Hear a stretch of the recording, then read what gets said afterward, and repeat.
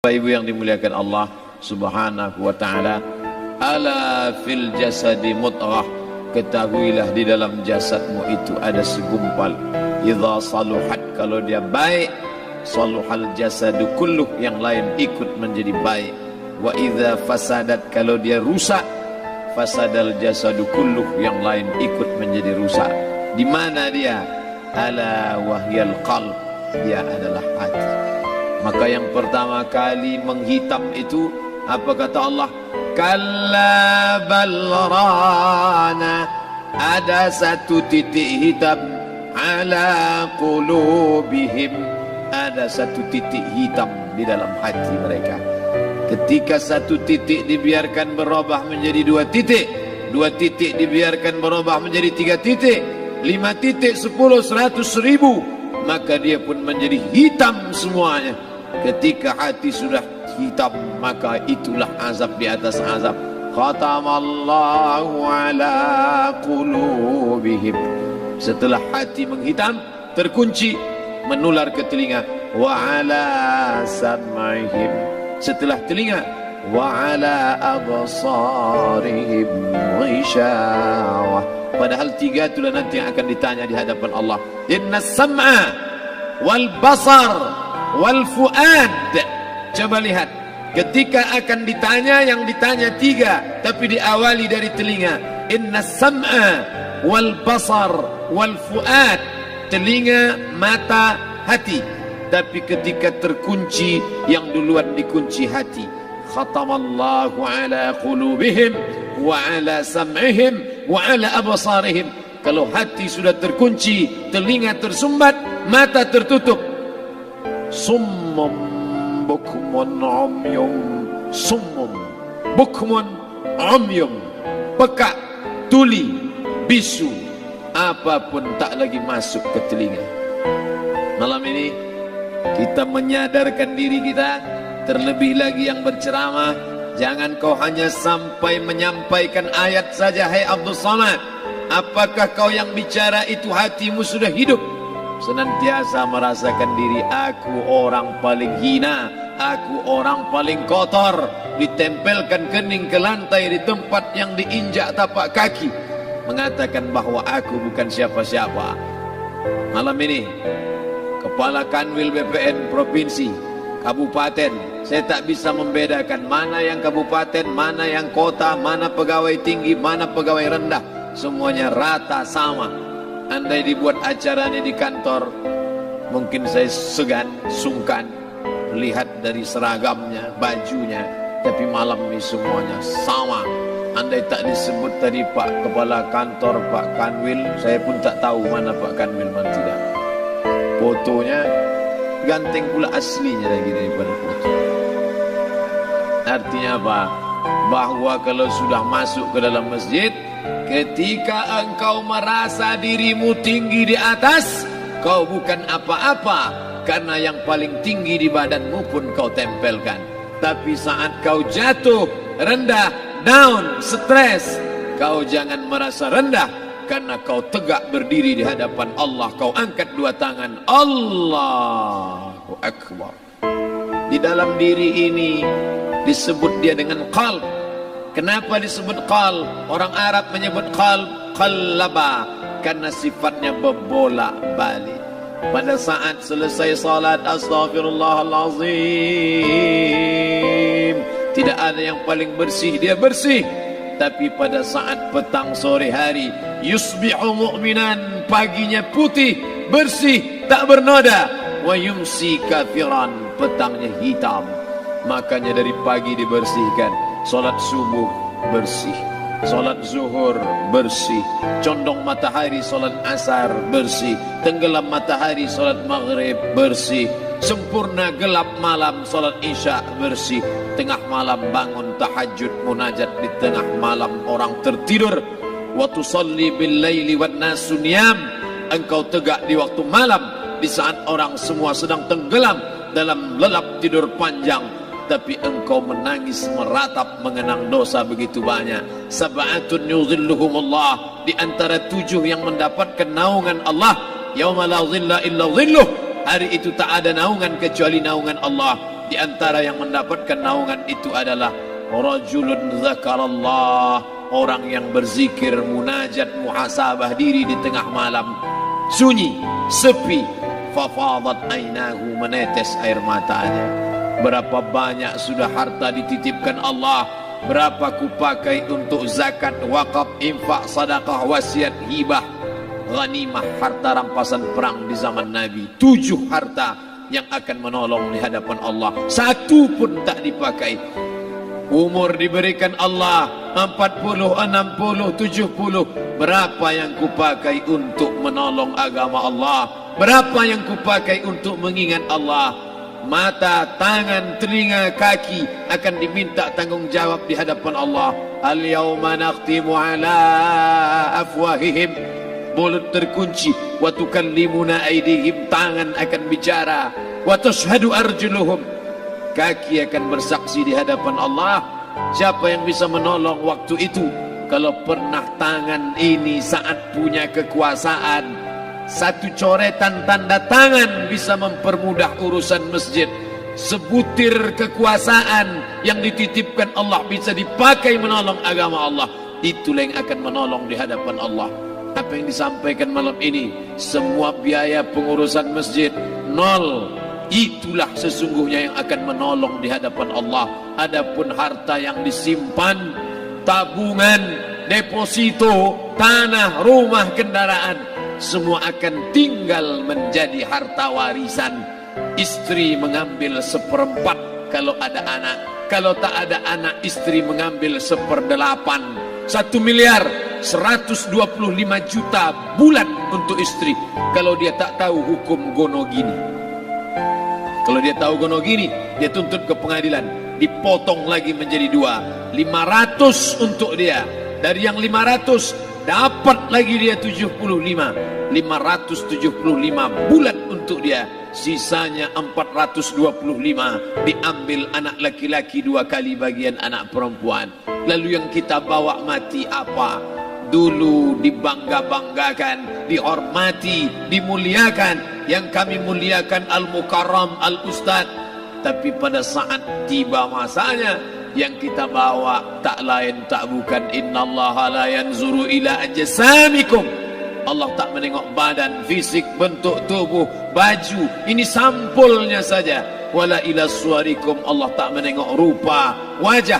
Walakin yanzuru ila qulub. Hati kamu yang bersih itulah yang kau bawa menghadap Allah Subhanahu wa taala. Yauma la yanfa'u malun, harta tak berguna, wala banun, anak tak bisa menolong. Harta tak berguna, anak tak mampu menolong. Illa man atallah, kecuali orang yang datang menghadap Allah biqalbin salim, dengan hati yang bersih, hati yang tulus, hati yang memercikkan cahaya iman, hati yang bersih dari hasad, busuk hati, sum'ah, riya, takabbur. Itulah yang menolong di hadapan Allah Subhanahu wa taala. Tulang, kulu, kulit, darah, lemak, sumsum akan menjadi santapan cacing tanah. Begitu besok pagi pintu kamar tak bisa diketuk, istri bolak-balik membangunkan tak terjaga, dipegang pipi sudah sejuk macam es batu, tanda jantung tak lagi berdetak, maka darah mulai berubah menjadi nanah, busuk. 1, 2, 3 hari kalau tidak disuntik formalin, jasad paling busuk jasad manusia, karena semua dia makan herbivora, tanaman saja. Tapi kita ini omnivora, semua masuk. Maka begitu mati, paling bagus orang Islam paling cepat dikuburkan. Selesai acara pemakaman, habiskah masalah, muncul masalah baru. Disitulah kita baru sadar. Apa kata Imam Ali radhiyallahu an? An-nasu niyam. Semua manusia waktu hidup itu tidur. Bapak tidur, ibu tidur, saya tidur. Semua orang waktu hidup itu tidur. Falamma matu, ketika dia mati, disitulah dia baru terjaga dari tidur panjang. Saat Israel mencabut nyawa, ditarikkannya adalah satu sentapan yang kuat. Disitulah kita baru terjaga dari tidur panjang. Betapa aku meninggalkan salat, betapa aku tak berzakat, betapa dulu kekuasaan, aku lulus umur 30, pensiun 58, 28 tahun apapun tak pernah kubuat untuk agama. Sibuk membesarkan anak, sibuk mengurus warisan. Anak pun tak ingat dengan kita karena kita lupa menanamkan pendidikan agama di dalam otak kepalanya. Andai dulu pernah dia dibawa ke masjid, andai dulu pernah dia dibawa umrah, andai dulu dia dimasukkan SD IT, SMP IT, SMA IT, Islamic Boarding School, dibawa ke masjid, takkan dia lupa mendoakan selesai salat, Rabbighfirli wali walidayya warhamhuma kama rabbayani saghira. Harta yang banyak tak sempat menolong agama Allah, anak tunggal semata wayang tak sempat dididik agama, istri meninggalkan dalam keadaan stres susah hatinya karena dia tak diajarkan sabar menerima ridha ketetapan takdir Allah. Dan paling celaka, tak pernah anggota tubuh ini dipakai untuk berzikir, muhasabah, mengingat Allah. Tak pernah mata dipakai menengok Quran, kitab suci Allah. Tak pernah dipakai hati merenung sejenak, apa yang akan kubawa mati menghadap Allah Subhanahu wa ta'ala. Malam ini saya tak minta diajak ceramah tentang hukum zakat, hukum puasa. Saya tidak diajak tanya jawab apa hukum unjuk rasa besok tanggal 4. Yang ditanya adalah bagaimana kita merenung sejenak. Abdul Somad, engkau berhadapan dengan para pegawai Badan Pertanahan Nasional Provinsi Riau, berkumpul 12 kabupaten kota. Ini orang-orang ngurus tanah, dari dalam tanah naik ke atas tanah, ngurus tanah, ngurus tanah, ngurus tanah, masuk ke dalam tanah. Abdul Somad dari dalam tanah naik ke atas tanah, ceramah, ceramah, ceramah, ceramah, ceramah, masuk balik ke dalam tanah. Yang kau bawa apa? Baju koko tinggal, peci tinggal, pakaian kehormatan tinggal. Yang tentara belum pernah saya diundang. Ustadz besok datang takziah, bapak anu tentara meninggal, tahu-tahu kain kapannya loreng. Tak ada. Yang kau bawa kain tidak berjahit, disobek, kerak. Itu yang akan menyampul kulitmu, yang selama ini kau dimandikan, dibersihkan oleh ibumu dulu 60 tahun yang lalu. Sampai masanya kau lupa kapan kau dimandikan dulu. Sekarang ruh melihat, disebut dia ruh karena dia raha ya ruhu ruh, seperti aroma semerbak yang datang pergi hinggap. Ruh sampai masanya dia datang masuk ke dalam jasad. Ruh sampai masanya dia pergi meninggalkan jasad. Malam ini dimuliakan Al-Mukarram Haji Abdul Somad LCMA. Kenapa Abdul Somad ini dimuliakan? Karena ruh hinggap sejenak sebentar, sampai masanya besok pagi dia ruh keluar dari dalam tubuh ini. Anak yang katanya ayahku sayang, istri katanya kaulah abang, sampai masanya mereka tak lagi mau mendekat. Rumah itu saya yang buat, saya yang mengukurnya. Tapi begitu ruh sudah keluar dari badan, tidak satu pun semeter, sesenti, sejengkal, sehasta ada tempat di rumah itu untuk jenazah bernama jenazah Abdul Somad. Dulu orang bertanya, rumah Ustadz Somad di mana? Hari ini orang tidak lagi bertanya, tak lagi menyebut nama. Orang sudah mengatakan kuburnya mana. Dulu kalau dia masuk masjid, didatangi orang, disalami orang. Mahasiswa, anak-anak, remaja mencium tangannya sebagai tanda hormat. Tapi begitu diletakkan keranda, kita akan sholat jenazah nanti selepas sholat zuhur. Apa kata orang? Letakkan di tepi sana, letakkan di tepi sana. Tak satu pun mau mendekat, letakkan dia di sana. Bahkan sebagian mengatakan dalam masjid, letakkan dia di luar. Dia tidak disebut engkau yang mulia, tidak digunakan kata ganti orang langsung. Letakkan dia di sana. Bahkan sebagian tak lagi, padahal tempat paling mulia sebelah kanan, orang tak lagi mau di kanan, mulai dia menjauh ke kiri. Kenapa kau ke sana? Takut aku mimpi hantu nanti malam. Mana kawan, sahabat andai tolan, anak menantu, teman sekantor, semuanya pergi meninggalkan. Yang tetap dibawa, kalau pernah kaki melangkah salat berjamaah di masjid, kalau pernah tangan mengusap kepala anak yatim, kalau pernah tangan mengucap subhanallah. Nanti di akhir tausiah kita akan berzikir, munajat, muhasabah diri, berdoa, mengenang apa yang akan kita bawa menghadap Allah Subhanahu wa taala. Datang malaikat membawa kain kafan dari cahaya, akan menyambut ruh yang mulia. Hadis riwayat Ahmad bin Ambal dalam kitab Al-Musnad, turun malaikat berlomba-lomba membawa kain putih dari cahaya, menunggu ruh akan keluar. Ruh menetes seperti embun di ujung daun. Daun tidak bergoyang, ranting tidak patah. Ruh menetes pelan turun ke dalam kain kafan, dibawa malaikat ke pintu langit. Tak sabar mereka menyambut. Inikah dia yang selama ini berjamaah? Inikah yang dulu ketika dititipkan kekuasaan menolong agama Allah? Kam min masyhurin fil ardi walam yakun ma'rufan fis sama. Berapa banyak yang masyhur terkenal di bumi, malaikat tak mengenal dia. Ini roh siapa? Tapi ini bukan LCMA, dia bukan ustaz, dia bukan ulama, tapi imannya dalam. Kekuasaan dipakai menolong agama Allah. Ruhnya keluar di bawah, semua malaikat mengucapkan salam. Inilah orang yang selama ini kami tunggu-tunggu. Catatannya sudah lama. Setiap pagi petang, malaikat subuh membawa catatan namanya, malaikat malam membawa catatan namanya. Kami merindukannya. Begitu orang-orang yang masyhur di langit, tapi tak dikenal makhluk bumi. Tapi ada sebaliknya, yang ruhnya disentapkan, ditarik malaikat dengan begitu tarikan yang sangat kuat. Nabi bertanya saat Isra Mi'raj kepada mereka yang sudah mati ribuan tahun yang lalu, apa yang kalian rasakan? Yang satu mengatakan seperti tebasan pedang di tempat yang sama beratus kali.